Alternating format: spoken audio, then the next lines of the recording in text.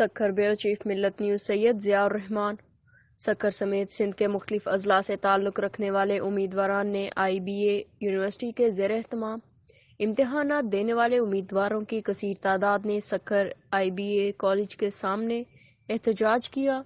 زیر قیادت سائیں ارباب، صدام حسین، عبدالرشید، خورشید کلوڑ، عنایت اللہ کھوڑو اور دیگر کی قیادت میں احتجاجی مظاہرہ کیا۔ نعرے بازی بھی کی گئی۔ مظاہرین نے ہاتھوں میں پلے کارڈز اور بینرز اٹھا رکھے تھے۔ دوسری جانب اس موقع پر PTA کے سکھر سٹی کے رہنما صاحب بھٹی نے بھی اظہار یکجہتی کی اور احتجاج میں شامل ہوئے۔